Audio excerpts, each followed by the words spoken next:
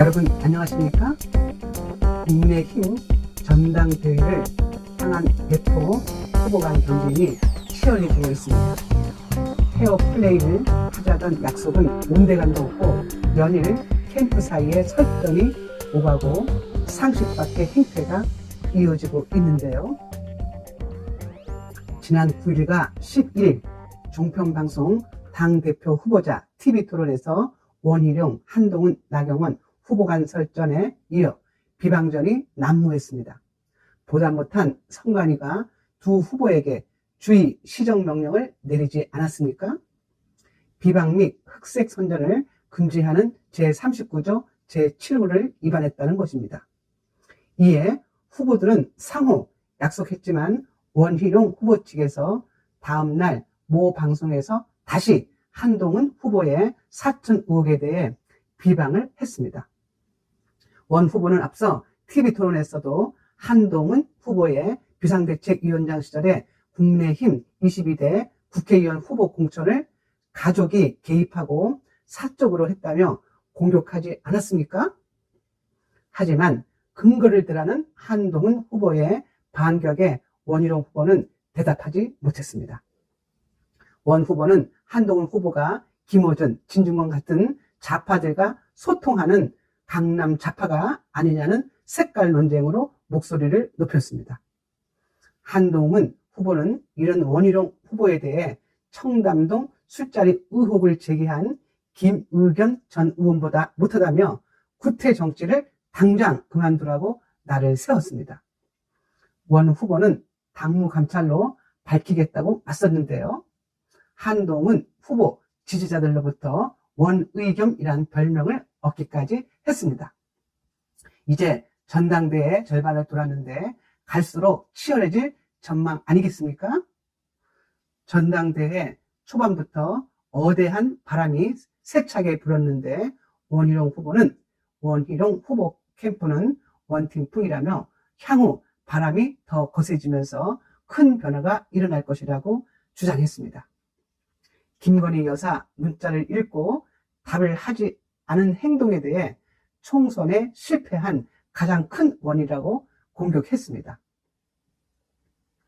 이런 와중에 원희룡 후보 측이 지역구 당협위원회를 먼저 포섭한 것이 아닌지 의심되는 상황들이 연일 발생하고 있습니다. 한동훈 후보가 이번 주말과 휴일에 경상도, 충청도 등 지역 당원들과 만나 간담회를 가지고 있는데요. 어떤 지역구의 경우에 당원들에게조차 연락을 취하지 않고 한동훈 후보의 사진이나 안내판조차 마련하지 않은 상황이 이어졌습니다. 특히 상주, 문경 지역구의 이미자 의원 사무실에서는 한동훈 후보 지지자와 원희룡 후보 지지자 사이에 작은 소동이 벌어지기도 하지 않았습니까? 이미자 의원은 아예 모습조차 보이지 않았습니다. 반면에 안동, 예천 지역에서는 김형동 의원을 필두로 지역 당원들과 간부들이 나와 꽹과리 등 농악까지 울리며 반겨주었습니다.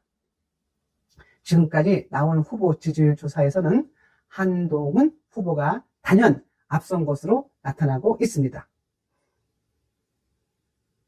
총선 실패 책임론에도 불구하고 한동훈 팬덤 현상이 여전히 계속되고 있지 않습니까? 김종인 전 국민의힘 비상대책위원장은 한동훈 후보가 장차 별을 잡을 수가 그 순간이 있다고 언급하고 나섰는데요. 그는 원희룡, 나경원 후보를 향해서도 자력으로 당대표에 오를 수 없는 사람들이라고 비난하고 있습니다. 그러면서 상대방에 대해 맹렬히 공격해서 무슨 도움이 되겠는가?